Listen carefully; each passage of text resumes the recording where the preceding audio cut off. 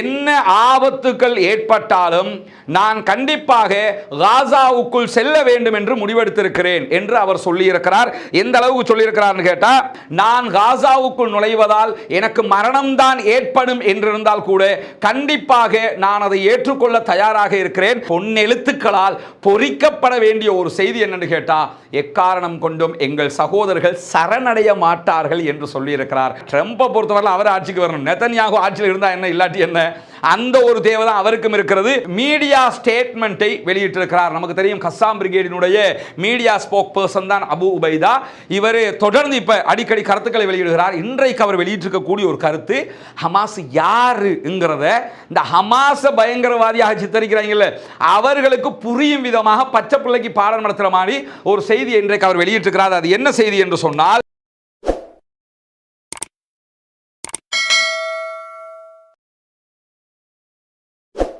அஸ்ஸலாமு அலைக்கும் வரஹ்மத்துல்லாஹி வபரகாத்துஹு. பேரன்பிற்கினிய சகோதர சகோதரிகளே, நம் அனைவர் மீதும் ஏக இறைவனுடைய அமைதியும் கருணையும் உண்டாகட்டுமாக என்கிற உயரிய பிரார்த்தனைகளோடு 314வது நாளாக காசாவிலும் காசாவையொட்டிய பெருநிலப்பரப்பிலும் இதுவரைக்கும் என்ன நடந்து கொண்டிருக்கிறது என்கிற செய்திகளைத்தான் இன்றைக்கும் நாம் பார்க்க இருக்கிறோம். அதிலும் குறிப்பாக நமக்கெல்லாம் தெரியும், இன்றைக்கு வியாழக்கிழமை காசாவிலே போர் நிறுத்தம் ஒன்றை கொண்டு வருவதற்கான ஒரு முக்கியமான பேச்சுவார்த்தை தோஹா கத்தாரிலே நடக்குமா, ஈஜிப்டிலே நடக்குமா என்கிற கேள்விகளுக்கு அப்பால் தற்போது தோஹா கத்தாரிலே ஆரம்பிக்கப்பட்டிருக்கிறது. கத்தாருடைய பிரதமர் தலைமையிலே இந்த பேச்சுவார்த்தை ஆரம்பிக்கப்பட்டிருக்கிறது. ஆனால் இந்த நிமிடம் வரைக்கும் பேச்சுவார்த்தையில் ஹமாஸ் பங்கெடுக்கவில்லை. அதிலே தொடர்ந்து பங்கெடுக்க இருக்கிறார்களா என்கிற தகவல்களை பொறுத்தவரையில் இதுவரைக்கும் வெளியாகி இருக்கக்கூடிய தகவல்கள் பிரகாரம் அவர்கள் இதிலே பங்கெடுக்க மாட்டார்கள் என்று சொல்லியிருக்கிறார்கள். அது தொடர்பான விரிவான செய்திகளையும் இன்றைக்கு நாம் பார்க்க இருக்கிற அதே நேரம் ஆரம்பமாக இன்றைக்கு பார்க்க வேண்டிய சில முக்கியமான பகுதிகள் இருக்கிறது. அதிலே மிக முக்கியமான ஒரு செய்தி என்னவென்று சொன்னால், சற்று முன்னால் வெளியாகி இருக்கக்கூடிய தகவலின் பிரகாரம் காசாவினுடைய தென்கிழக்கு பகுதிகளில் இருந்து, அதாவது அல் கராரா என்கிற பகுதிகள் இருக்கக்கூடிய அல் சதார் என்கிற சுற்றுப்புறம் ஒரு ரவுண்ட் போர்டு ஒன்று, அந்த பகுதிகளை ஒட்டி இருக்கக்கூடிய 38, 39, 41, 42 ஆகிய பிளாக்குகளில் இருந்து மக்கள் உடனடியாக வெளியேற வேண்டும் என்று சொல்லி சற்று முன்னால் இஸ்ரேலிய ஆக்கிரமிப்பு பயங்கரவாத ராணுவம் அறிவித்திருக்கிறது. இத்தோடு காசாவினுடைய பகுதிகளிலிருந்து 22வது தடவையாக மக்கள் வெளியேற ஆரம்பித்திருக்கிறார்கள். தொடர்ந்து அவர்களை அகதிகளாக ஒரு இடத்திலிருந்து இன்னொரு இடத்திற்கு வெளியேற்றியே அவர்களுக்கு அதாபுகளை, கஷ்டங்களை தொடர்ந்து கொடுத்து கொண்டிருக்கிறது இஸ்ரேலிய ஆக்கிரமிப்பு பயங்கரவாத ராணுவம் என்கிற செய்திகள் இன்றைக்கு முதன்மையாக வெளியாகி இருக்கக்கூடிய நேரத்தில், இன்றைக்கு வெளியாகி இருக்கக்கூடிய இன்னும் ஒரு முக்கியமான செய்திதான், காசாவிலே 40,000க்கு மேற்பட்டவர்கள் கொல்லப்பட்டிருக்கிறார்கள், ஷஹீதாகி இருக்கிறார்கள் என்கிற நிலையில் இவர்களுடைய ஜனாசாக்களை, பாடிகளை எங்கே அடக்கம் செய்கிறார்கள் என்கிற ஒரு கேள்விக்கு இன்றைக்கு காசாவினுடைய சுகாதார பிரிவு பதிலளித்திருக்கிறது. காசாவிலே ஜனாசாக்களை அடக்கம் செய்வதற்கு கூட போதிய இடங்கள் இல்லாமல் இருக்கிறது. காரணம் என்னவென்றால், மண்ணறைகள், ஜனாசாக்கள் அடக்குகிற மையவாடிகள் மீது கூட இஸ்ரேலிய ஆக்கிரமிப்பு பயங்கரவாத ராணுவம் பாரிய தாக்குதல்களை நடத்தி வருகிறது. இந்த நிலையில் பொதுவாக ஜனாசாக்களை எங்கே அடக்குகிறோம் என்றால், கிடைக்கிற இடங்களில் எல்லாம் அடக்குகிறோம் என்கிறார்கள். பெரிய சங்கடமே என்னன்னு கேட்டா, பொதுவாக மையவாடிகளில் அடக்கப்பட்டால் இந்த இடத்தில் எனது தகப்பனாரின் ஜனாசா அடக்கப்பட்டிருக்கிறது, இந்த இடத்தில் என்னுடைய சகோதரியின் ஜனாசா அடக்கப்பட்டிருக்கிறது, இந்த இடத்தில் என்னுடைய பிள்ளையின் ஜனாசா அடக்கப்பட்டிருக்கிறது என்பதை அடையாளம் காண முடியும். ஆனால் தற்போது நடக்கிற இந்த செயல்பாடுகளால் அடக்கப்படுகிறவர்கள் எங்கே அடக்கப்பட்டார்கள் என்பதை கூட பல பேர் மறந்து விடுவார்கள், அவர்களால் கவனிக்க முடியாமல் இருக்கும் என்று சொல்லப்படுகிறது. ஏன்னா முழு ஏரியாவும் இடித்து நாசப்படுத்தப்பட்டிருப்பதனால எந்த ஏரியாவில் காமனான ஏரியா மட்டும்தான் எல்லாருக்கும் தெரியுதுங்கிறாங்க. தைரல் பலானா இது தைரல் பலா, அவ்வளவுதான். இந்த தைரல் பலாவில் இது எந்த இடம் அந்த இடம்னு பிரிச்சு பார்க்க முடியாத அளவுக்கு அழிவுகள் உச்சம் தொட்டிருக்கின்றன என்கிற செய்திகளும் இன்றைக்கு வெளியாகி இருப்பதை நாம் பார்க்க முடியும். இப்படியான நேரத்தில் தான் இன்றைக்கு ஹமாஸ் சார்பாக பாலஸ்தீன அத்தாரிட்டி PA மீது ஒரு குற்றச்சாட்டு முன்வைக்கப்பட்டிருக்கு. அதாவது இன்று காலையில் ஜெனின் பகுதிகளில் நடைபெற்ற ஒரு தாக்குதல்களில் ஹமாஸ் தரப்பால இஸ்ரேலிய ஆக்கிரமிப்பு பயங்கரவாத ராணுவத்துக்கு எதிராக தாக்குதல்களை நடத்தி கொண்டிருந்த நேரத்தில் ஜெனின்ல இருக்கக்கூடிய PA என்கிற பாலஸ்தீன் அத்தாரிட்டிக்கு சொந்தமான தேசிய பாதுகாப்பு படையினர் ஹமாஸ் மீது தாக்குதல் நடத்தி இருக்கிறார்கள் என்கிற செய்திகள் பதிவாகி இருக்கிறது. PA இதுவரைக்கும் அது தொடர்பான எந்த செய்திகளையும் வெளியிடவில்லை. இதே நேரத்தில் இஸ்ரேலிய ஆக்கிரமிப்பு பயங்கரவாத ராணுவமும் எங்களுக்கு சப்போர்ட்டாக PA வந்து நின்னாங்க என்று இதுவரைக்கும் ஒப்புக்கொள்ளவில்லை. ஆனால் ஹமாஸ் இந்த செயல்பாட்டை கண்டித்திருக்கிறது. சகோதர இயக்கங்கள் இப்படி காட்டிக் கொடுப்புகளை செய்யக்கூடாது, நாங்கள் தேசிய விடுதலைக்காக போராடி கொண்டிருக்கிறோம் என்பதை மீண்டும் ஒரு முறை ஹமாஸ் தெளிவாக சொல்லி இருக்கிறது என்கிற செய்திகளும் வெளியாகி இருக்கிற அதே நேரம் இன்றைய தினம் மிக முக்கியமான ஒரு செய்தியை சொல்லி இருக்கிறார். பாலஸ்தீன் அத்தாரிட்டியினுடைய தலைவர், பொதுவாக பாலஸ்தீனத்தின் ஜனாதிபதி என்று நம்மால் அறியப்படக்கூடிய ஒருவர் மஹ்மூத் அப்பாஸ். அவர் பாலஸ்தீனத்தின் ஜனாதிபதி என்று பொதுவாக பேசுறதுக்காகத்தான் நானும் சொல்றேன். ஆனால் பாலஸ்தீனம் நாடாக அங்கீகரிக்கப்படவில்லை. பாலஸ்தீனம் என்கிற நாட்டினுடைய நம்ம எது நாடாக வரணும்னு நினைக்கிறோமோ அதுல இப்ப இருக்கக்கூடிய வெஸ்ட் பேங்க் என்கிற பகுதியில் மட்டும் அது ஒரு நகராட்சி போன்று செயல்படக்கூடியது. அதுல ஒரு நகர சபைக்கு ஒரு தலைவர் இருந்தா எப்படி இருப்பாரோ அந்த பவர் கூட இவருக்கு கிடையாது. அப்படியான ஒரு பகுதியை ஆளக்கூடியவர் தான் மஹ்மூத் அப்பாஸ். நமக்கு தெரியும், இவர் கடந்த செவ்வாய்க்கிழமை ரஷ்யாவினுடைய அதிபர் விளாடிமிர் புட்டினை சந்தித்து பேச்சுவார்த்தை நடத்தியிருந்தார். வெற்றிகரமான பேச்சுவார்த்தை, நிறைய தகவல்கள் அதிலே பரிமாறப்பட்டிருந்ததெல்லாம் மாற்று கருத்து கிடையாது. அதை தொடர்ந்து அவர் அங்காரா வந்திருக்கிறார், அதாவது துருக்கி வந்திருக்கிறார். துருக்கியிலே வந்து துருக்கியினுடைய அதிபர் அர்துகானை சந்தித்தது மட்டுமல்லாமல் இன்றைய தினம் துருக்கியினுடைய பாராளுமன்றத்தில் அவர் உரையாற்றி இருக்கிறார். அதனுடைய காட்சிகளை தான் நீங்க பார்க்குறீங்க. துருக்கியினுடைய பாராளுமன்ற உறுப்பினர்கள் எல்லாம் எழும்பி நின்று அவருக்கு வரவேற்பு கொடுக்கிறார்கள். அந்த பாலஸ்தீன சால்வை அணிந்து கொண்டு கூஃபியா எல்லாம் அணிஞ்சு கொண்டு அத்தனை பேரும் இருக்கக்கூடிய காட்சியெல்லாம் பதிவாகி இருக்கிற இதுல அவர் பேசி இருக்கக்கூடிய செய்தி தான் மிக முக்கியமானது. இதை படிக்கும் போதே எனக்கு தோன்றிய ஒன்றை சொல்லிவிட்டு சொல்கிறேன். பரவாயில்லை, ஏன்னா இவருக்கு 88 வயசு. மஹ்மூத் அப்பாஸை பொறுத்தவரை 88 ஆண்டுகள் இத்தோட அவருடைய வயது கடந்து கொண்டிருக்கிறது. அதனால் அவர் இப்ப பேசியிருக்கிற பேச்சை பொறுத்தவரையில் மரணத்தை நெருங்கி கொண்டிருக்கக்கூடிய வயது மூப்பின் அடிப்படையில் நம்ம மரணத்தை நெருங்கி கொண்டிருக்கிறோம் என்கிற அச்சம் கூட அவரை இப்படி பேச வைத்திருக்கலாம். உண்மையில் அவர் உளப்பூர்வமாகத்தான் இந்த பேச்சுக்களை பேசியிருந்தார் என்றால் வல்ல ரஹ்மான் அவருக்கு அருள் புரிய வேண்டும் என்பதிலே நாமும் பிரார்த்தனையில் இணைத்துக் கொள்ள வேண்டும் என்பதில் இந்த மாற்று கருத்தும் இல்லை. அந்த அடிப்படையில் அவர் இன்றைக்கு பேசியிருக்கக்கூடிய செய்தி ஏன் ஆச்சரியத்தை உண்டாக்குதுன்னு கேட்டா, இன்றைக்கு அவர் துருக்கிய பாராளுமன்றத்தில் பேசும்போது என்ன சொல்றாருன்னு கேட்டா, என்ன ஆபத்துக்கள் ஏற்பட்டாலும் நான் கண்டிப்பாக காசாவுக்குள் செல்ல வேண்டும் என்று முடிவெடுத்திருக்கிறேன் என்று அவர் சொல்லியிருக்கிறார். எந்த அளவுக்கு சொல்லியிருக்கிறார்னு கேட்டா, நான் காசாவுக்குள் நுழைவதால் எனக்கு மரணம் தான் ஏற்படும் என்றிருந்தால் கூட கண்டிப்பாக நான் அதை ஏற்றுக்கொள்ள தயாராக இருக்கிறேன். பாலஸ்தீனத்தில் இருக்கக்கூடிய நம்முடைய சகோதரர்கள் என்று யார் சொல்றாருன்னா ஹமாஸை தான் அவர் சொல்றாரு. ஹமாஸ் சகோதரர்களோடு இணைந்து நான் காசாவினுடைய அவலங்களை உள்ளே சென்று பார்க்க போகிறேன் என்கிறாரு. சட்ட ரூல் படி பார்த்தீங்கன்னா அவருக்கு அதிகாரம் இருக்குது. ஏன்னா அவர் தான் பாலஸ்தீன் அத்தாரிட்டியினுடைய பிரசிடென்ட்டாக இருக்கிறாரு. ரூல் படி பார்த்தீங்கன்னா அவருக்கு அதிகாரம் இருக்கிறது. ஆனால் இதற்கு கண்டிப்பாக இஸ்ரேல் ஒப்புக்கொள்ள வாய்ப்பில்லை. ஆனாலும் அதை ஏன்னா ஒப்புக்கொள்ளாமல் இருக்கிறதுக்கு அவங்க லேசா என்ன காரணம் சொல்லுவாங்கன்னா ஹமாஸோட உள்ள வர்றாரு அப்படின்றாங்க. ஏன்னா ஹமாஸையும் மஹ்மூத் அப்பாஸ் தரப்பையும் ஆல்ரெடி ரஷ்யாவும் சீனாவும் ஜாயின் பண்ணிட்டாங்க. இந்த மாதிரி ஜெனின்ல சில சம்பவங்கள் நடந்தாலும் கெடுக்கிறதுக்கு புல்லுருவியல் வேலை செய்வாங்கல்ல, அது மஹ்மூத் அப்பாஸுக்கு கூட அவருடைய நாலேஜ் கூட எட்டாமல் அந்த காரியங்கள்லாம் நடைபெறும். அவர் சொல்ல மாட்டாரு நீங்க போய் அட்டாக் பண்ணுங்கன்னு சொல்லியிருக்க வாய்ப்பு இல்லை. ஆனா அவர் இருக்கிறார் அங்காராவில். இப்ப அந்த நேரத்தில் கூட இந்த மாதிரி அந்த ஒற்றுமையை சீர்குலைக்கிறதுக்கு இஸ்ரேல் இது மாதிரி புல்லுருவிகளை பயன்படுத்தி இருக்கலாம். ஆனா அங்காராவில் வச்சு அவர் என்ன சொல்றாருன்னு சொன்னா, நான் காசாவுக்குள் நுழைய இருக்கிறேன், பாலஸ்தீன சகோதரர்கள் அங்கிருக்கக்கூடிய ஹமாஸினுடைய சகோதரர்களோடு தான் நான் நுழைய இருக்கிறேன் என்கிற செய்திகளை அவர் சொல்லிட்டு இவர் சொன்னதோட அதுக்கு தான் எந்திரிச்சு நின்று கைதட்டுறாங்க. எலும்பி நின்று கைதட்டக்கூடிய அளவுக்கு பாரிய வரவேற்பை அவருடைய பேச்சுக்கள் பெற்றிருக்கிறது மட்டுமல்லாமல் அவர் தொடர்ந்து பேசும்போது அவர் என்ன சொல்றாருன்னு கேட்டா, எங்களுடைய பகுதிகளை தொடர்ந்து பிரித்து ஆட்சி செய்வதை ஒருபோதும் பாலஸ்தீனிய மக்கள் ஒப்புக்கொள்ள மாட்டார்கள் என்று சொன்னது மட்டுமல்லாமல் 88வது வயதில் அவர் சொல்லியிருக்கக்கூடிய பொன்னெழுத்துக்களால் பொறிக்கப்பட வேண்டிய ஒரு செய்தி என்னன்னு கேட்டா, எக்காரணம் கொண்டும் எங்கள் சகோதரர்கள் சரணடைய மாட்டார்கள் என்று சொல்லியிருக்கிறார். உண்மையிலேயே இஹ்லாஸாக இவர் பேசியிருந்தால் அல்லாஹ் அவருக்கு ரஹமத் செய்ய வேண்டும். காரணம் என்னன்னு கேட்டா, அத்தனை பேர் நீங்க சரணடையணும், நாங்க காசாவை எங்க கண்ட்ரோல்ல தான் வச்சுக்கிறோம் எல்லாம் இஸ்ரேல் பேசி வருகிற நேரத்தில் பலஸ்தீன் அத்தாரிட்டியினுடைய ஜனாதிபதி மஹமூத் அப்பாஸ் இவ்வளவு காலமாக இஸ்ரேலுக்கு ஆதரவாக இருந்தவர் துருக்கியில் இப்படி ஒரு பேச்சை பேசி இருக்கிறார். இது பாலஸ்தீன மக்களுக்கு மத்தியில் பெரிய ஒரு உற்சாகத்தை கொடுத்திருக்கிறது. அவருடைய பேச்சு கொண்டாடப்படக்கூடிய ஒரு நிலையை உண்டாக்கி இருக்குது. ரெண்டு காரணத்துக்காக. ஒன்று, நாங்க சரணடைய மாட்டோம், கண்ட்ரோல் ஆக மாட்டோம், எங்கள் நாடு எங்களுக்கு வேணும்னு அடிச்சு பேசியிருக்கிறாரு. ரெண்டாவது விவகாரம் அவர் சொல்லியிருப்பதுதான் எங்களுடைய சகோதரர்களோடு சேர்ந்து காசாவுக்குள்ள போப்பறனுங்கிறது.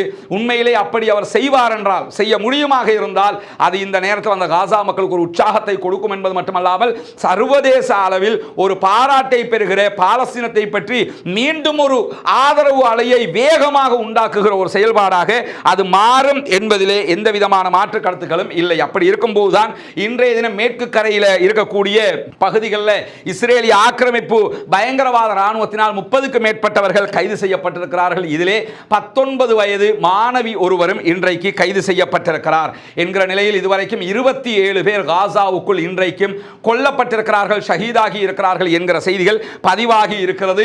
அதே நேரத்தில் இன்றைக்கு வெளியாகி இருக்கக்கூடிய ஒரு செய்தி தான், பலஸ்தீனுக்கு எதிராக நடந்து வருகிற இந்த யுத்தம் தொடர்பாக டொனால்ட் ட்ரம்போடு இஸ்ரேலிய பிரதமர் பெஞ்சமின் நெத்தன்யாகு தொலைபேசியில் ஒரு உரையாடலை நடத்தியிருக்கிறார். சமாதான பேச்சுக்கள் தொடர்பாக இந்த உரையாடல் நடத்தப்பட்டதாகவும் சீஸ் ஃபயருக்கு நீங்க போங்க என்று சொல்லி டொனால்ட் ட்ரம்ப் சொன்னதாகவும் செய்திகள் வெளியாகி இருந்த நிலையில் இன்றைய தினம் சற்று முன்னால் நெத்தன்யாகுவினுடைய ஊடக பிரிவு என்ன சொல்லியிருக்காங்கன்னா, அப்படி ஒரு பேச்சுவார்த்தை நடக்கல என்று மறுத்திருக்கிறாங்களே, உண்மையா பொய்யா என்று சொல்லி நாங்க டொனால்ட் ட்ரம்பை கேட்டு அறிய முனைந்தோம், ஆனால் அதை உறுதிப்படுத்த முடியவில்லை என்று சொல்லி அல் ஜசீராவும் இன்றைக்கு சொல்லி இருக்கிறார்கள். எது எப்படி போனாலும் பேச்சு நடந்திருக்குங்கிறது மட்டும் தெரியுது. டொனால்ட் ட்ரம்பே சீஸ்ஃபயருக்கு போங்கன்னு சொல்லியிருக்கிறாருங்கிறது தெரியுது. அதனால தான் இதை மறைக்கிறாங்கிறதும் திட்ட தெளிவாக தெரிந்த ஒரு விவகாரமாக இருக்கு. ஏன்னா ட்ரம்பை பொறுத்தவரை அவர் ஆட்சிக்கு வரணும், நெத்தன்யாகு ஆட்சியில் இருந்தா என்ன இல்லாட்டி என்ன, அந்த ஒரு தேவை தான் அவருக்கும் இருக்கிறது. ஏன்னா ட்ரம்புக்கு எதிராக இருக்கக்கூடிய கமலா ஹாரிஸுக்கு எதிராக பாலஸ்தீன ஆதரவாளர்கள் ஒவ்வொரு கூட்டத்திலையும் போய் பிரச்சனை பண்ணிக்கிட்டு இருக்கிறாங்க, கமலா ஹாரிஸுக்கு எதிராக ஆர்ப்பாட்டம் பண்ணிக்கிட்டு இருக்கிறாங்க. அப்படி இருக்கும்போது கூட ட்ரம்ப் அதை பயன்படுத்திக் கொள்ள நினைத்து கூட இப்படியான ஒரு அரசியலில் ஈடுபட்டிருக்கலாம் என்கிற செய்திகளும் இன்றைக்கு வெளியாகி இருக்கக்கூடிய நேரத்தில் தான் ஆஸ்திரேலியாவில் ஒரு முக்கியமான சம்பவம் நடைபெற்றிருக்கிறது. ஆஸ்திரேலியா இதுவரைக்கும் காசாவினுடைய யுத்தம் ஆரம்பிக்கப்பட்ட அக்டோபர் 7ஆம் தேதியிலிருந்து இதுவரைக்கும் பாலஸ்தீன மக்களுக்கான விசா, அங்கிருந்து தப்பி போகிற மக்களுக்கான விசாவை கொடுக்க மறுத்துக்கிட்டு இருக்கிறாங்க என்கிற குற்றச்சாட்டு முன்வைக்கப்பட்டிருக்குது. புதிய விசா எல்லாம் கிடையாதுங்க, இது ஆல்ரெடி அவங்க பாலஸ்தீனத்தில் இருந்து போய் ஆஸ்திரேலியாவில் பிரஜா உரிமை பெற்றிருப்பார்கள், இரட்டை குடியுரிமை பெற்றவர்களாக இருக்கிறாங்க. அந்த இரட்டை குடியுரிமை பெற்றவர்களுக்கு மீண்டும் அவங்க ஆஸ்திரேலியாவுக்குள்ள நுழைவதற்கான அனுமதியை கொடுக்காமல் இருக்கிறது ஆஸ்திரேலியா என்கிற செய்திகள் வெளியாகி இருக்கிறது. குறிப்பாக அக்டோபர் 7ஆம் தேதியிலிருந்து இதுவரைக்கும் 7111 பேருடைய விசா விண்ணப்பங்களை ஆஸ்திரேலியா ரிஜெக்ட் பண்ணி இருக்கிறது என்கிற செய்திகளுக்கு மத்தியில் 2922 பேருக்கு தான் அவர்கள் அனுமதி கொடுத்திருக்கிறார்கள். கிட்டத்தட்ட 10,000 பேர் இது மாதிரி அனுமதி கேட்டிருக்கிறாங்க. அதுல 2922 பேர், சுமாருக்கு 3000 பேருக்கு அனுமதி கொடுத்திருக்கிறாங்க. 7000 பேருடைய விசாவை ரிஜெக்ட் பண்ணி இருக்கிறாங்க என்கிற நிலையில ஆஸ்திரேலியா அங்கிருக்கக்கூடிய யூதர்களுக்கு 8746 விசாவை வழங்கி இருக்கிறது என்கிற செய்திகளும் வெளியாகி இருக்கிறது. யூதர்கள் 8000 பேருக்கு அனுமதி கொடுக்கிறாங்க, காசாவை சேர்ந்த 7000 பேருக்கு அனுமதி மறுக்கிறார்கள். அப்போ ஒருதலை பட்சமாக செயல்படுகிறார்கள் என்கிற நிலையில தான் காசாவில் இருந்து வரக்கூடிய பாலஸ்தீன மக்களுக்கு உள்ளே நுழைவதற்கு அனுமதி கொடுக்க கூடாது என்று சொல்லி ஆஸ்திரேலியாவினுடைய பிரதான எதிர்க்கட்சி தலைவராக இருக்கக்கூடிய பீட்டர் டட்டன் என்கிறவர் 2 நாட்களுக்கு முன்னால் சொன்ன ஒரு பேச்சு மிகப்பெரிய சர்ச்சையை ஆஸ்திரேலியாவில் உண்டாக்கி இருக்கிறது. அதற்கு எதிராக பாராளுமன்றத்தில் கருத்து வெளியிட்டிருக்கக்கூடிய சுயேட்சை எம்பியாக இருக்கக்கூடிய ஜாலி ஸ்டகல் என்கிறவர், இவர்தான் ஜாலி ஸ்டகல் என்கிறவர், இன்றைய தினம் ஆஸ்திரேலியா பாராளுமன்றத்தில் பெரிய பரபரப்பை உண்டாக்குகிற ஒரு பேச்சை பேசியிருக்கிறார். அருமையான ஒரு பேச்சு பேசியிருக்கிறார். சூடான ஒரு விவாதமாக அது மாறி இருக்கிறது.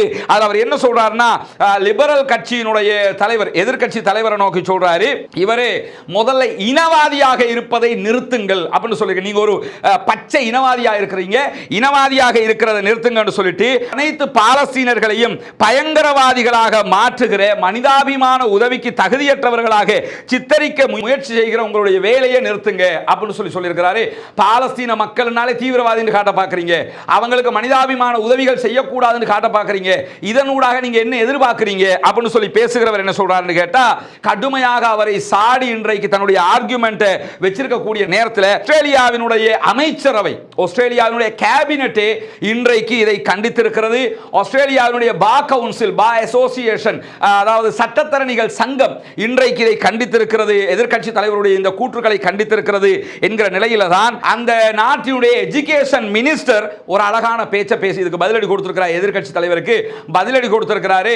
எப்படி அவர் பதிலடி கொடுத்திருக்கிறார் என்று சொல்லி சொன்னா, ஜேசன் கிளேர் என்கிற எஜுகேஷன் மினிஸ்டர் அவர் சொல்றாரு, காசாவுல இருந்து 1000 பலஸ்தீன் மக்கள் வந்து வாழக்கூடிய மேற்கு சிட்னி தொகுதிக்கு வாங்கன்னு கூப்பிடுறாரு. அதாவது வெஸ்ட் சிட்னிக்கு கூப்பிடுறாரு. வெஸ்ட் சிட்னில கிட்டத்தட்ட 1000க்கும் மேற்பட்ட பலஸ்தீன் மக்கள் ஒரே ஏரியாவில் வாழ்றாங்கன்னும் அங்க வந்து பாருங்கிறாரு. பார்த்துட்டு என்ன நீங்க பார்க்கணும்னு தொடர்ந்து பேசும்போது என்ன சொல்றாருன்னு கேட்டா, அங்க இருக்கக்கூடிய மக்கள் எல்லாம் யார் தெரியுமா? அவர்கள் வீடுகளை இழந்தவர்கள், பாடசாலையை இழந்தவர்கள், மருத்துவமனைகளை இழந்தவர்கள், ஏன் தங்களுடைய பிள்ளைகளை இழந்தவர்கள். இப்படிப்பட்டவங்களுக்கு தான் நாங்க விசா கொடுக்கிறோம், அவங்களை தான் உள்ள எடுக்கிறோம். அப்ப அதுவும் எடுத்தது எவ்வளவு? கொஞ்சம் பேர் தான் எடுத்திருக்கிறாங்க. 7000 பேருடைய விசாவை ரிஃப்யூஸ் பண்ணியிருக்கிறாங்க. அந்த கொஞ்சம் பேர் எடுத்ததுக்கு தான் எதிர்க்கட்சி தலைவர் இப்படி சொல்லி இருக்கிறாரு. அதற்காக அரசாங்கத்தின் எஜுகேஷன் மினிஸ்டர் சொல்றாரு, நாங்க இப்படித்தான் கொடுத்து கொண்டிருக்கிறோமே தவிர வேறு எந்த விதமான உதவிகளையும் செய்யவில்லை என்று சொல்லி இருக்கிற அதே நேரத்தில் பலஸ்தீன் அட்வொகேசி நெட்வொர்க்கினுடைய தலைவர் நாசர் மஸ்னி என்கிறவர் இதற்கு எதிராக ஒரு கருத்தை சொல்லி இருக்கிறார். அழகான கருத்து. அது எதிர்க்கட்சி தலைவரை பார்த்து என்ன சொல்றாருன்னு கேட்டா, தேசிய பாதுகாப்பு என்கிற போர்வையில நீங்க இனவெறி கருத்துக்களை சொல்லிக் கொண்டிருக்கிறீர்கள். நீங்க இப்படி பேசுகிற நீங்கள் ரஷ்யாவுடைய தாக்குதலால உக்ரைன்ல இருந்து ஆஸ்திரேலியாவுக்குள்ள நுழைஞ்சிட்டு இருக்காங்களே, அவர்களுக்கு தீவிரவாதிகள் என்று சொல்வீர்களா? அவர்களை வரவிட வேண்டாம் என்று சொல்வீர்களா? அப்படியானால் அவர்களுக்கு அனுமதி கொடுக்கிறீர்கள், இஸ்ரேலியர்களுக்கு அனுமதி கொடுக்கிறீர்கள், காசாவில் இருந்து வருகிற பலஸ்தீன் மக்களுக்கு மட்டும் ஏன் உங்களால் அனுமதி கொடுக்க முடியவில்லை என்று இன்றைக்கு இப்படி ஒரு கோரிக்கையும் அவர் விடுத்திருக்கிறார். இன்றைக்கு பாராளுமன்றத்தில் பேசி இருக்கக்கூடிய சுயேட்சையாக இவர் இருக்கிறார். உண்மையில் வாழ்த்துக்குரியவர், பாராட்டப்பட வேண்டியவர் என்கிற செய்தியையும் இன்றைக்கு நாம் பார்க்கிற அதே நேரத்தில் இன்று தோஹா கத்தாரிலே தற்போது பேச்சுவார்த்தைகள் ஆரம்பிக்கப்பட்டிருக்கிறது. அந்த பேச்சுவார்த்தைகளில் அமெரிக்காவினுடைய CIA தலைவர் பில் பேர்ன்ஸ் கலந்து கொண்டிருக்கிறார். அதே நேரத்தில் இஸ்ரேல் சார்பாக மொசாதுடைய தலைவர் டேவிட் பேர்னியா தலைமையிலான குழு கலந்து கொண்டிருக்கிறது. எகிப்து அதனுடைய உளவுத்துறை தலைவர் தலைமையில் ஒரு குழு கலந்து கொண்டிருக்கிறது. இப்படி இருக்கும்போது கத்தார் சார்பாக கத்தாருடைய பிரதமர் ஷேக் முகமது இப்னு அப்துல் ரஹ்மான் அல் தானி கலந்து கொண்டிருக்கிறார். அது முக்கியமானது. பிரதமரே இந்த பேச்சுவார்த்தையில் டைரக்டாக கலந்து கொண்டிருக்கிறார்.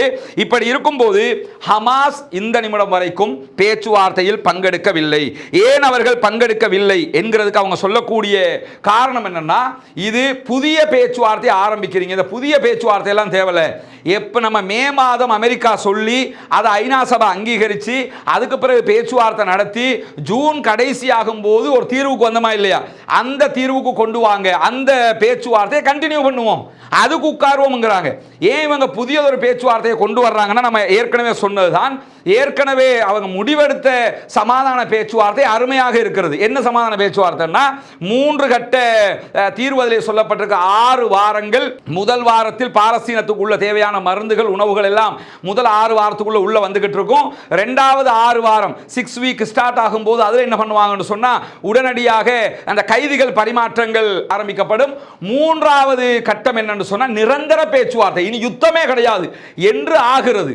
ஆனா இப்ப நெத்தனியாகு என்ன சொல்றாருன்னு கேட்டா, இல்ல நிரந்தர சமாதானத்துக்கு போக முடியாது, நாங்க நினைச்சா திருப்பி அட்டாக் பண்ற மாதிரி இருக்கணும்ங்கறார். ஒன்னு. ரெண்டாவது என்ன சொல்றாருன்னு கேட்டா, பிலடெல்பி காரிடார் பகுதிகளில் எங்க ராணுவம் தான் நிக்கும்ங்கறாரு. பிலடெல்பி காரிடார்ங்கிறது ரஃபா பார்டர்ல இருந்து அடுத்த கடல் பகுதிக்கு வரைக்கும் இருக்கிற எகிப்தையும் காசாவையும் பிரிக்கக்கூடிய பார்டர். 1973 மேற்கொள்ளப்பட்ட ஒப்பந்தத்தின் பிரகாரம், இஸ்ரேலுக்கும் எகிப்துக்கும் இடையிலான ஒப்பந்தத்தின் பிரகாரம் இந்த பகுதியில் எகிப்து போர்சஸ் தான் நிக்கணும். அப்படி இருக்கும்போது இவர்கள் நாங்க தான் நிப்போம்னு சொல்லிக்கிட்டு இருக்கிறாங்க. சொல்றாங்க, இப்ப கூட எகிப்துல ஃபோர்ஸஸ் அங்க நிக்கிறாங்க, இவங்களும் அங்க நிக்கிறாங்க, நாங்க தான் மொத்தமா நிக்கணும்ங்கறாங்க. அதனால இந்த பேச்சுவார்த்தையில் நாங்கள் பங்கெடுக்க மாட்டோம் என்று சொல்லி திட்ட தெளிவாக இன்றைக்கு ஹமாஸ் சொல்லி இருக்கிறார்கள். பேச்சுவார்த்தை ஆரம்பிச்சிருக்குது. இதற்கு மாற்றமாக ஹமாஸ் பங்கெடுத்தாங்கன்னா அதுல என்ன எல்லாம் பேசுவாங்கங்கறத நம்ம உடனடியாக உங்களோடு பகிர்ந்து கொள்ள தயாராக இருக்கிறோம் என்கிற செய்திகளோடு இன்றைக்கு சற்று முன்னால் வெளியாகி இருக்கக்கூடிய இன்னொரு செய்தி தான் இஸ்ரேல் ஃபோர்ஸஸ் என்ன சொல்லி இருக்கிறாங்கன்னா, ஐடிஎஃப் என்ன சொல்லி இருக்கிறாங்கன்னா, அதாவது பிலடெல்பி காரிடார் பகுதிகளில் இருந்த 50க்கு மேற்பட்ட ஹமாஸுடைய சுரங்கங்களை நாங்க அழிச்சிட்டோம், டிஸ்ட்ராய் பண்ணிட்டோம் அப்படின்னு சொல்றாங்க. இது கேட்கறதுக்கு வேணும்னா இந்த இஸ்ரேல் ஆதரவாளர்களுக்கு இனிமையாக இருக்கும். ஆனா திட்ட தெளிவா புரிஞ்சுக்கிறீங்க, இது தார்பாயில வடிகட்டிய பச்சை பொய். ஏன்னு கேட்டா ஹமாஸ் எங்கேயுமே இதை ஏற்றுக்கொள்ளவும் இல்லை, ஹமாஸ் அங்கீகரிக்கிறதோ இல்லையோ, ஈஜிப்ட் எங்கேயுமே ஆமா எஸ்ன்னு சொல்லலை. ஏன்னா இந்த பிலடெல்பி காரிடாருங்கிறது மெயினாக அந்த இடத்துல ஈஜிப்டுடைய ஃபோர்ஸஸ் இருக்கிறாங்க. கரெக்டா 50 டனல்ஸை நாங்கள் அழிச்சிருக்கோம். ஏன் 49 அழிக்கல, ஏன் 51 அழிக்கல, அது எப்படியோ தெரியல. செத்தா 50 பேரை சாகடிச்சோம்ங்கறாங்க. இன்னைக்கு சொல்றாங்க 40 ஹமாஸ் ஃபோர்ஸஸ் நாங்கள் வந்து அழிச்சிட்டோம்னு இருக்காங்க. அதாவது ஒரு ரவுண்ட் ஃபிகரை தான் சொல்லுவாங்க, உடஞ்ச மாதிரி 39 37 இப்படி எல்லாம் சொல்ல மாட்டாங்க. சரியா 50 டனல்ஸ் அழிச்சிருக்கிறோம், 51 இல்ல 49 இல்ல. என்னன்னா சும்மா ஒரு எவன் கேட்க போறான், கிறுக்கு பயல்வு தானே, அதெல்லாம் நம்பிக்கிட்டு போயிடுவாங்க. அதுக்கு நாலு யூடியூபர்ஸ் எல்லா மொழியிலையும் இருக்கிறான், அவன் உட்கார்ந்துக்கிட்டா ஐடிஎஃப் எப்படி தெரியுமா என்று சொல்லுவார்கள். இதெல்லாம் நீ அழிக்க தேவை, அப்படி அழிக்கிறதா ஹமாஸ் என்ன உள்ள கூப்பிட்டு வெளுத்து அனுப்பிக்கிட்டு இருக்கிறான். அப்படி இந்த பிலடெல்பி காரிடார்ல இவங்க சொல்றது பொய்ங்கிறதுக்கு 2 ஆதாரம் நினைச்சுக்கணும். ஒன்னு, ஹமாஸ் இதை ஒப்புக்கொள்ளவில்லை, ஹமாஸ் இப்படி நடந்தா ஒப்புக்கொண்டுருவாங்க, அது யுத்த தர்மத்தை அவங்க மீற மாட்டாங்க. அதுக்கு பின்னாடி ஒரு கரெக்டான உதாரணம் இன்றைக்கு காட்ட முடியும். அருமையான ஒரு சம்பவம் இன்றைக்கு வெளியாகி இருக்கிறது, அதை பின்னாடி பார்ப்போம். அதே நேரத்தில் பிலடெல்பி காரிடார்ல அங்க இருக்கக்கூடிய ஃபோர்ஸஸ் யாருடைய ஃபோர்ஸஸ்? Egypt forces. ஈஜிப்டை பொறுத்தவரையில் அப்துல் ஃபத்தா சிசியும் நெத்தன்யாவுக்கும் எந்த டிஃபரெண்ட்டும் இல்லாத ஆட்கள், அவரும் இவரும் ஒன்று தான் கிட்டத்தட்ட, அந்த மாதிரி இருக்கக்கூடிய ஆட்கள். அவனே இதை ஒத்துக்கொள்ளலை, இப்படி ஒரு சம்பவத்தை சொல்லலை, இது நாங்கள் அழிச்சிட்டோம்ங்கிறதுக்காக சொல்லியிருக்கிறாங்க. எனவே இது பொய்யான ஒரு செய்தி என்பதையும் புரிந்து கொள்ளுங்கள். இப்படியான நேரத்தில் தான் அமெரிக்காவை சேர்ந்த த 99 ரபீஸ் என்கிற அமைப்பை சேர்ந்த ரப்பிகள் என்ன பண்றாங்கன்னா, மதகுருக்கள் உடனடியாக யுத்த நிறுத்தம் தேவை என்று நெத்தன்யாஹுக்கு கடிதம் எழுதியிருக்கிறாங்க. அது மட்டும் இல்லாம நெத்தன்யாஹுக்கு அவங்க என்ன சொல்றாங்கன்னு சொன்னா, ஏற்கனவே ஹமாஸ் என்ன அந்த ஒப்பந்தத்தை சொல்றாங்களோ, ஜோ பைடனும் ஐநாவும் அங்கீகரித்த அவர்களாக கொண்டு வந்த அந்த தீர்மானத்தை ஹமாஸ் ஒத்துக்கொண்டிருக்கிறாங்க.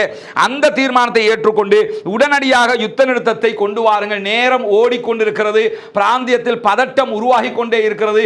எனவே இந்த பதட்டத்துக்கு மத்தியில் உங்களுடைய ஆட்சியை காப்பாற்றிக் கொள்ள முனைய வேண்டாம் என்று அவர்களுடைய மதகுருமார்களே அவர்களுக்கு அழுத்தம் கொடுக்கிற நிலை உண்டாகி இருக்கிறது. இந்த செய்திகளுக்கு மத்தியில் தான் இன்றைக்கும் ரஃபாவில் பாரிய தாக்குதல்களை அங்கிருக்கக்கூடிய கஸ்ஸாம் பிரிகேடும் மற்ற சகோதர இயக்கங்களும் சேர்ந்து நடத்தி கொண்டிருக்கின்றன என்கிற செய்திகள், வீடியோக்கள் இன்றைக்கு வெளியாகி கொண்டிருக்கிறது. குறிப்பாக இன்றைய தினம் அங்கிருக்கக்கூடிய பாலஸ் குழுக்கள் எப்படி தாக்குதல்களை எல்லாம் நடத்தி கொண்டிருக்கின்றார்கள் என்பதை பற்றி வார் கண்காணிப்பு அமைப்பாக இருக்கக்கூடிய ISW, CTP ஆகிய அமைப்புகள் பேசுகிற நேரத்தில் என்ன சொல்றாங்கன்னு சொன்னா, பாலஸ்தீன ஆயுத குழுக்கள் ஒன்றிணைந்து நெட்வொர்க்காக செயல்படுகிறார்கள்.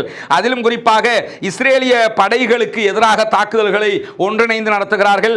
3 தனித்தனி குழுக்களை சேர்ந்த போராளிகள் மொத்தமாக இஸ்ரேலை வாட்டி வதக்கி கொண்டிருக்கிறார்கள், கடுமையான தாக்குதல்களை நடத்துகிறார்கள் என்று சொல்லி இருக்கிற அதே நேரம் தெற்கு கான் யூனிஸ் பகுதிகளில் ஹமாஸ், பாலஸ்தீன் இஸ்லாமிக் ஜிஹாத் மூவ்மெண்டினுடைய அல் குதுஸ் பிரிகேட், அதே போன்று முஜாஹிதீன் பிரிகேட்ஸ் ஆகிய 3 குழுக்களும் அந்த பகுதிகளிலும் இணைந்து பாரிய தாக்குதல்களை நடத்துகிறார்கள் என்கிற செய்திகளும் வெளியாகி இருக்கிறது.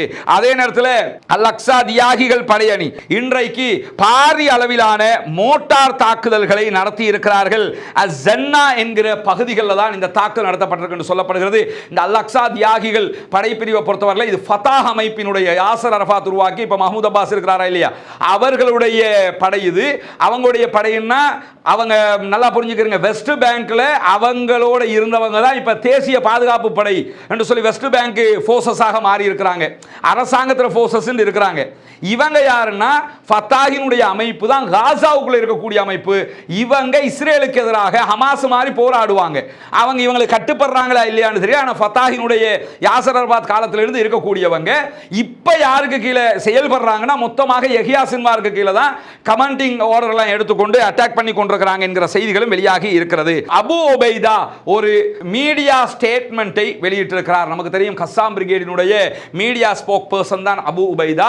இவர் தொடர்ந்து இப்ப அடிக்கடி கருத்துக்களை வெளியிடுகிறார். இன்றைக்கு அவர் வெளியிட்டிருக்கக்கூடிய ஒரு கருத்து, ஹமாஸ் யாருங்கிறத இந்த ஹமாஸ பயங்கரவாதியாக சித்தரிக்கிறாங்கல்ல அவர்களுக்கு புரியும் விதமாக பச்சை பிள்ளைக்கு பாடம் நடத்துற மாதிரி ஒரு செய்தி இன்றைக்கு அவர் வெளியிட்டிருக்கிறார். அது என்ன செய்தி என்று சொன்னால், இன்றைய தினம் ஒரு புகைப்படத்தையும் அவர்கள் வெளியிட்டிருக்கிறார்கள். an unfortunate incident என்று சொல்லி இந்த புகைப்படத்தை வெளியிட்டிருக்கிறாங்க. இது இஸ்ரேலை சேர்ந்த ஒரு பணைய கைதி. இந்த பணைய கைதி என்ன செய்யப்பட்டிருக்காருன்னா சுட்டுக் கொல்லப்பட்டிருக்கிறாரு. யாரால சுட்டுக் கொல்லப்பட்டிருக்காருன்னா கஸ்ஸாம் பிரிகேடை சேர்ந்த ஒரு ராணுவ வீரரால் தான் சுட்டுக் கொல்லப்பட்டிருக்காரு. அதையெல்லாம் பொய்க்கு அவங்க இஸ்ரேல் தான் கொண்டுச்சுன்னெல்லாம் சொல்லல. எவ்வளவு சும்மா யோசிச்சு பாருங்க. அவங்க நினைச்சிருந்தா இஸ்ரேல் உங்களுடைய குண்டு தாக்குதல் உங்கள ஒரு ஆள் செத்து போயிட்டாரு அப்படி சொல்லியிருக்கலாமா இல்லையா? அப்படி சொல்லல. இங்க கவனிக்க வேண்டிய விஷயமே அதுதான். நெருப்பு குண்டத்துக்கு முன்னால் நின்று கொண்டு பாரிய யுத்த களத்தில் நின்று கொண்டு கூட அவர்கள் பொய்யை திட்டமிட முனையவில்லை, பொய் சொல்லி தப்பிக்க முனையவில்லை. இன்னும் சொல்ல போனா யுத்த களத்தில் அப்படி சொன்னா கூட நம்ம குற்றம்னு சொல்ல முடியாது. அப்படியெல்லாம் இருக்கிற நேரத்தில் அவங்க நேர்மை எங்க நிற்குது தெரியுமா? எங்கால தான் கொன்னாரு, ஏன் கொண்டாரு தெரியுமா என்று சொல்லி அதை கண்டிக்கிறார்கள். என்ன சொல்றாருன்னா, 2 சம்பவம் இது மாதிரி நடந்திருக்குது. இந்த அக்டோபர் 7th இருந்து இதுவரைக்கும் 2 சம்பவம் நடந்திருக்கிறது. இது 2வது சம்பவம். இதற்கு பிறகு எங்கள் சட்டங்களை ராணுவ ரீதியிலான சட்டங்களை ரொம்ப கடுமையாக்குறோம் அப்படின்னு சொல்லி இருக்கிறார். ஏன் சொல்றாருன்னு கேட்டா, அதாவது இன்றைக்கு அபு உபைதாவுடைய அறிக்கையில சொல்றாரு, இஸ்ரேலிய பணைய கைதியை பாதுகாத்து கொண்டிருந்த கஸ்ஸாம் பிரிகேடை சேர்ந்த ஒரு ராணுவ வீரருடைய குடும்பத்தை சேர்ந்த குழந்தைகள் கொல்லப்பட்ட செய்தி அவருக்கு தெரிய வந்ததோட, என் புள்ளையை இத்தனை பேரை கொள்றான், என் புள்ளை இவ்வளவு பாசமான புள்ளையும் கொண்டுட்டாங்க இஸ்ரேல் ராணுவம் என்கிற விரக்தியில் என்ன பண்றாருன்னு கேட்டா, இந்த பணைய கைதியை கொண்டுட்டாரு. அவருக்கு வந்த என்ன விரக்திக்கு ஒரு நியாயம் இருக்கிறது. என்ன நியாயம்னா, அவ்வளோ பேரை கொள்ற 40,000 பேரை கொண்டிருக்கான், 16,000க்கு மேற்பட்ட குழந்தைகள் கொல்லப்பட்டிருக்கிறது. அந்த சோல்ஜருக்கு என்ன செய்தி வருதுன்னு சொன்னா, தன்னுடைய பிள்ளையையும் கொண்டுட்டதாக செய்தி வருகிறது.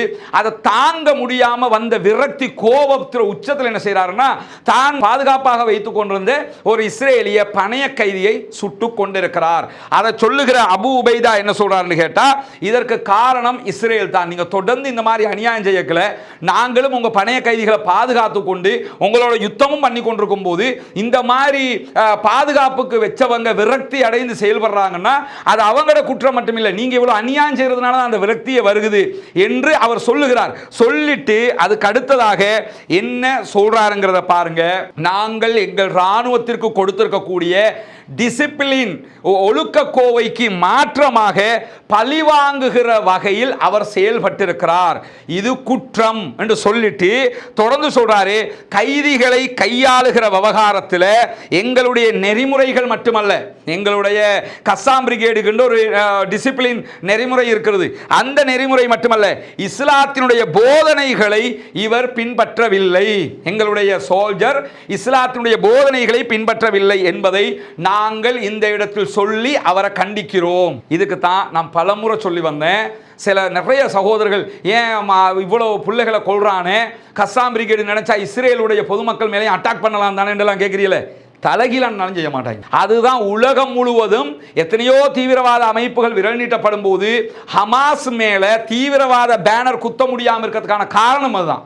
நம்ம நாட்டில் இருந்து பல நாடுகள், அமெரிக்கா, பிரித்தானியா, இந்த ஜெர்மன் உள்ளிட்ட ஒரு சில நாடுகளை தவிர யாருமே அவங்கள தீவிரவாத பட்டியலில் சேர்க்கலை. ஏன் சேர்க்கலைன்னா, அநியாயமாக எந்த தாக்குதலையுமே அவங்க நடத்துவதில்லை. வெளிநாடுகளுக்குள்ள பூந்து தாக்க மாட்டாங்க, பிள்ளைகள், குழந்தைகள், பெண்கள் இந்த மாதிரி ஆக்களை தாக்க மாட்டாங்க. அக்டோபர் 7th கூட எப்படியாவது இவங்க மேல கெட்ட எண்ணத்தை உண்டாக்கிறணும்னு நியூயார்க் டைம்ஸ் எவ்வளவு பாடுபட்டான். அதெல்லாம் ஒட்டச்சி வீசுகிற செய்தி அல்லாஹ்வுடைய உதவியில ரியல் ஹீரோக்கள் என்கிற விதமாக அவருடைய நடத்தை காட்டுகிறது.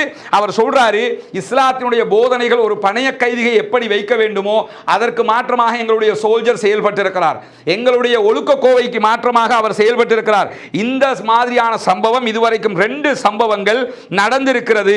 எனவே நாங்கள் எங்களுடைய விதிமுறைகளை இன்னும் கடினமாக்குகிறோம், எங்கள் சோல்ஜர்களுக்கு நாங்கள் சட்டத்தை அதிகரிக்கிறோம், மனிதாபிமான விதிமுறைகளையும் மீறி எங்களுடைய மக்களுக்கு எதிரான மிருகத்தனமான இனப்படுகொலையை நீங்க நடைமுறைப்படுத்தி கொண்டிருக்கிறீங்க. அதன் விளைவாகத்தான் இந்த கைதி தாங்க முடியாத நிலையில இப்படியான ஒரு நிலையை எடுத்திருக்கிறார். ஆனாலும் அது பிழைங்கிறார். இந்த இந்த இந்த சம்பவத்துக்கு நியாயம் இதுதான். ஆனால் அந்த நியாயத்தை நாங்கள் ஏற்றுக்கிற மாட்டோம். இப்போ அன்னைய கைதியாக அவங்க இருக்கும்போது நீங்கள் எப்படி இஸ்லாத்தில் போதனையை மீறி கொள்ளுவீங்க அப்படின்னு சொல்லி தண்ட பிள்ளை கொல்லப்பட்ட விரக்தியில் அவர் கொண்டிருந்தாலும் அதை கண்டித்திருக்கிறார். எவ்வளவு ஒரு அந்த இஸ்லாமிய வரம்புக்குள்ள யுத்த தர்மத்தை பேணி பணைய கைதியையும் பாதுகாக்கணும் நினைச்சிருந்தா நீங்கள் போட்ட குண்டிலே ஒருவர் செத்து விட்டார், நீங்கள் தாக்கியது எங்கள் சோல்ஜரை அல்ல உங்களுடைய ஆளைத்தான் என்று திசை திருப்பிட்டு போய்கிட்டே இருக்கலாம். இதெல்லாம் இஸ்ரேல்காரன் பார்க்க போறானா? எந்த மீடியாவாவது பார்க்க போகுதா? அல்லாஹ் பார்க்கறான். அந்த பயத்தில் அவங்க செயல்பட்டிருக்காங்கிறது உண்மையிலே நெகிழ்வுக்குரியது, பாராட்டுக்குரியது, கண்ணியத்துக்குரியது, கௌரவப்படுத்தப்பட வேண்டியது என்பதை இன்றைக்கு நாம் புரிந்து கொள்ள முடியும். இப்படியான நிலையில் தான் இன்றைக்கு வெளியாகி இருக்கக்கூடிய இன்னும் ஒரு செய்தி என்னன்னு சொன்னா, இஸ்ரேலுடைய ராணுவ நடவடிக்கைகளால் ஹமாஸை அழிக்க முடியாது என்று இன்றைக்கு அமெரிக்க அதிகாரிகள் தெரிவித்திருப்பதாக அல் ஜசீரா ஒரு முக்கிய செய்தியை வெளியிட்டிருக்கிறது. காசாவில் 10 மாதத்துக்கு மேலாக 11வது மாதமாக இந்த யுத்தம் நடைபெற்று வருகிறது. இந்த மாதிரியான நேரத்தில் இஸ்ரேலுடைய ராணுவம் ஹமாஸை பலவீனப்படுத்துவதற்கு முயற்சி செய்து கொண்டிருக்கிறது. நியூயார்க் டைம்ஸ் தான் இந்த செய்தியை கோடிட்டு காட்டியிருக்கிறாங்க. அவங்க சொன்னதையே நான் சொல்றேன். ஹமாஸை 10 மாத கால யுத்தத்தில் இஸ்ரேல் பலவீனப்படுத்தி இருக்கிறது. ஆனால் ஹமாஸை தோல்வி அடைய செய்ய முடியாது, ஹமாஸை மொத்தமாக அழிக்க முடியாது என்று சொல்லி அமெரிக்க அதிகாரிகள் சொல்வதாக குறிப்பாக மத்திய கிழக்கில் பணியாற்றிய முன்னாள் CIA அதிகாரி ரால்ஃப் கோஃப் என்கிறவர் சொல்லி இருக்கிறார் என்று சொல்லி இன்றைக்கு நியூயார்க் டைம்ஸ் சொல்லி இருக்கு. நியூயார்க் டைம்ஸ் உடைய கருத்தை தான் அல் ஜசீராவும் கோடிட்டு காட்டுறாங்க. அதை நம்ம எடுத்து சொல்லி இருக்கிறோமே தவிர இது நம்ம கருத்து கிடையாதுங்கிறதையும் புரிந்து கொள்ளுங்கள். அதே நேரத்தில் இன்றைக்கு இஸ்ரேலுடைய முன்னாள் ராணுவ ஜெனரலாக செயல்பட்ட ஜெனரல் இஷாக் பிரிக் அவங்க சொல்லும்போது என்ன சொல்றாருன்னு கேட்டா, இஸ்ரேலை நெத்தன்யாகு நாசமாக்கி விட்டார். பிரதமர் நெத்தன்யாகு தன்னுடைய சொந்த நலன்களுக்காக காசா யுத்தம் குறித்து பொதுமக்களை வேண்டும் என்றே தவறாக வழிநடத்தி வருகிறாரு என்று சொல்லிட்டு அவர் என்ன மாரியூ செய்தித்தாளுக்கு கொடுத்திருக்கிற பேட்டியில் அவர் என்ன சொல்றாருன்னு கேட்டா, யுத்தத்தின் போது இஸ்ரேலுடைய ராணுவத்தால் ஹமாஸை மொத்தமாக அழிக்க முடியாது என்பது நெத்தன்யாகுக்கே சட்ட தெளிவாக தெரியும். இதை யுத்தத்தினால் அவங்களை ஒன்றும் செய்ய முடியாது. ஆனாலும் நெத்தன்யாகு நாங்கள் முழு வெற்றி அடைவோம், ஹமாஸ் அழிச்சே தீர்வோம் என்று பொய்யாக மக்களை மேலும் மேலும் ஏமாற்றுகிறார். ராணுவத்தை கொண்டு போய் படுகொலியில் தள்ளி ராணுவத்தையும் உயிரிழக்க செய்கிறார். இதனால் அவருடைய ஆட்சியை கொஞ்ச நாளைக்கு ஓட்டிக்கிட்டு போகலாம்னு அவர் நினைக்கிறாரு. மக்களுடைய வாழ்க்கையோ அல்லது அரசாங்கத்தினுடைய பாதுகாப்போ நெத்தன்யாகுக்கு முக்கியமல்ல, அவருடைய ஆட்சி மட்டும்தான் அவருக்கு முக்கியமாக இருக்கிறது. அவர் இதற்காக எவ்வளவு விலை கொடுக்கவும் தயாராக இருக்கிறார் என்று பகிரங்க குற்றச்சாட்டை அவர் சொல்லிவிட்டு என்ன சொல்றாருன்னு கேட்டா, கிட்டத்தட்ட 1 வருட காலமாக 10 மாசத்துக்கு மேலாக இந்த யுத்தம் நடந்து வருகிறது. இந்த யுத்தத்தினால் உலகத்தில் இருந்த மரியாதை, மானம் எல்லாத்தையுமே நம்ம நாடு இழந்துட்டு தனிமைப்படுத்தப்பட்டு கொண்டிருக்கிறோம். ஐரோப்பாவிலிருந்து நம்முடைய நண்பர்களே பல நாடுகள் இன்றைக்கு காசாவுக்கு ஆதரவாக திரண்டிருக்கிறது என்கிற செய்திகளையும் அவர் சுட்டி காட்டியிருக்கிறார். அதே நேரத்தில் இன்றைக்கு ஹிஸ்புல்லாக்கள் சரமாரியான தாக்குதல்களை நடத்தி கொண்டிருக்கிறார்கள். குறிப்பாக இஸ்ரேலுடைய பைத் ஹெலேல் பகுதிகளில் ஹிஸ்புல்லா ராக்கெட் தாக்குதல் நடத்தி இருக்கிறார்கள். கிட்டத்தட்ட 11 கத்யூக்ஸா வகையான ராக்கெட் தாக்குதல்கள் நடத்தப்பட்டிருக்கிறது. புதன்கிழமை லெபனானுடைய லீடா நகரத்தின் மீது இஸ்ரேல் நடத்திய தாக்குதலுக்கு பதிலடியாக இன்றைக்கு என்ன பண்ணியிருக்கிறாங்கன்னு கேட்டா, பாரிய தாக்குதல்களை நடத்தி இருக்கிறார்கள். இஸ்ரேலுடைய வைநாட் நியூஸ், அதாவது எடியோத் அஹ்ரோனோத் இன்றைக்கு வெளியிட்டிருக்கக்கூடிய செய்திகள் என்ன சொல்றாங்கன்னா, பைத் ஹெலேல் பகுதிகளிலும் கிரியாத் ஷமோனா ஆகிய பகுதிகளிலும் இன்றைக்கு பாரிய ஏவுகணை தாக்குதல்களை லெபனானில் இருக்கக்கூடிய ஹிஸ்புல்லாக்கள் நடத்தி வருகிறார்கள். அதிலும் குறிப்பாக ஒரு கட்டத்தில் 10க்கும் மேற்பட்ட ராக்கெட்டுகளும், இரண்டாம் கட்டத்தில் 25 ராக்கெட்டுகளும், அதே போல ட்ரோன் தாக்குதல்களும் இன்றைக்கு நடத்தப்பட்டிருக்கிறது. சற்று முன்னால் வெளிவந்திருக்கக்கூடிய இன்னும் ஒரு செய்தி என்னன்னு சொன்னா, இஸ்ரேலுடைய பாதுகாப்பு அமைச்சர் யோ கேலண்ட் 18 கப்பல்களுக்கு தடை விதித்திருக்கிறார். கப்பல்னா டேங்கர்கள் என்று சொல்லுவாங்க. அதுக்கு பெட்ரோல் எண்ணெய்களை ஏற்றிக்கொண்டு செல்லக்கூடிய டேங்கர்கள். இந்த 18மே உண்மையிலேயே IRGCக்கு சொந்தமானவைகள். IRGCயினுடைய பேர்ல தான் இருக்குது. அதாவது ஈரானுடைய பாதுகாப்பு படைப்பிரிவில் முக்கியமான படைப்பிரிவாக இருக்கிறாங்க IRGC, அவங்களுடைய பேர்ல இருக்குது. இந்த 18 கப்பல்களுக்கு நாங்க தடை விதிக்கிறோம் என்று சொல்லி இஸ்ரேல் தடை விதிச்சிருக்கிறாங்க. அவங்க தடை விதிச்சதுனால இவங்களுக்கு எதுவும் நடக்க போறது இல்லை. ஆனா வெளிநாடுகளுக்கு போகும்போது சில நாடுகள் எங்க போர்ட்ல நீங்க வரக்கூடாது என்று தடை விதிப்பதற்கு இஸ்ரேலுக்கு ஆதரவான நாடுகள் செய்வதற்கு வாய்ப்பு இருக்கிறது. எதுக்கு இவங்க சொல்லியிருக்கிறாங்கன்னா, அந்த 18 கப்பல்களும் IRGC பேர்ல இருந்தாலும் உண்மையிலேயே இது ஹிஸ்புல்லாக்களுக்கும் அதே மாதிரி ஹூதிகளுக்கும் பிசினஸ் பண்ணுகிற கப்பல். என்று சொல்லி இருக்கிறாரு. இது உண்மையா பொய்யா என்று சொல்லி ஹிஸ்புல்லாக்களோ ஹூதிகளோ சொல்லலை. ஆனால் அவங்க அப்படி செய்வாங்கங்கிறதுல எந்த மாற்றமும் கிடையாது. அவங்க பிஸ்னஸ் பண்ண தானே செய்வாங்க. யாராக இருந்தாலும் இப்படி கப்பல்களை கொண்டு வியாபாரம் ஏதோ ஒரு வகையில் அவங்களுக்கு வருமானம் வர்றதுக்காக அந்த வேலையை செய்வாங்க. ஏற்கனவே பல குழுக்களும் இப்படி செய்திருக்கிறார்கள் என்கிற வரலாறுகளும் உலகத்திலே பதிவு செய்யப்பட்டும் இருக்கின்றன. அதில் மாற்று கருத்து இல்லை. ஆனால் இந்த 18 ஹிஸ்புல்லாக்களுக்கோ ஹூதிகளுக்கோ சம்பந்தப்பட்டவையா என்பதை யாரும் இதுவரைக்கும் வெளிப்படையாக சொல்லவில்லை. இஸ்ரேல் சொல்லியிருக்கிறாங்க 18 கப்பல்களுக்கு தடை விதித்திருக்கிறார்கள் என்கிற செய்திகள் இன்றைக்கு வெளியாகி இருக்கிறது. இதுவெல்லாம் இன்றைக்கு வெளியாகி இருக்கக்கூடிய முக்கிய செய்திகளாக இருக்கிற அதே நேரத்தில் இன்றைக்கு வெளியாகி இருக்கக்கூடிய சில வீடியோக்களையும் பார்த்து விடுவோம். இன்றைக்கு சராயா அல் குதுஸ் வெளியிட்டிருக்கக்கூடிய ஒரு முக்கியமான வீடியோ இது. 3 இடங்கள்ல இருக்கக்கூடிய இஸ்ரேலுடைய ஆக்கிரமிப்பு படைகள் நிற்கிற இடத்துல பாருங்க, அவங்க துல்லியமான அட்டாக் பண்ணி கொண்டிருக்கிறாங்க. 3 இடங்கள் தாக்கப்படுகிற காட்சிகளை தான் அவங்க காட்டுறாங்க. இஸ்ரேலிய ராணுவ சோல்ஜர்ஸ் இருக்கக்கூடிய இடங்கள், அந்த இடங்களை இலக்கு வச்சு அட்டாக் பண்ணி இருக்கிறாங்க. அது எப்படி இலக்கு வைக்கப்படுகிறது என்கிற வீடியோ தான் இதில் இருக்கிறது. கிட்டத்தட்ட 2 நிமிடங்கள் ஓடக்கூடிய ஒரு வீடியோ இது. அதுல ஒவ்வொரு இடமாக எப்படி அட்டாக் பண்ணுகிறோம் என்பது இதிலே பதிவு செய்யப்பட்டிருக்கிறது. இன்றைக்கு கஸ்ஸாம் பிரிகேட் வெளியிட்டிருக்கக்கூடிய அறிக்கையில் இது ஒரு பெரிய பில்டிங்குள்ள ஒளித்துக் கொண்டிருந்த இஸ்ரேலிய ஆக்கிரமிப்பு பயங்கரவாத ராணுவம் இங்க பாருங்க ஓட்ட போட்டு அங்கிருந்து கண்காணிச்சுக்கிட்டு இருக்கிறாங்களாம். அதுக்கு தான் அந்த ஓட்ட போட்டிருக்காங்க. அந்த ஓட்ட போட்டிருக்கிற இடத்துக்கே அட்டாக் பண்ணி அவங்களை அழிக்கக்கூடிய காட்சியை தான் அவங்க இங்க பதிவு செஞ்சிருக்கிறாங்க. நீங்க பார்க்கலாம். மொத்தமாக அந்த இடத்துல பாரிய ஒரு தாக்குதலை அவர்கள் நடத்துகிறார்கள். அந்த ஓட்டை அதை எவன் அங்கிருந்து பார்த்துக்கிட்டு இருக்கிறானோ அவனுக்கு அவன் அதை ஓட்டையை போட்டிருக்கதே இவங்களை கண்காணிக்கிறதுக்காக.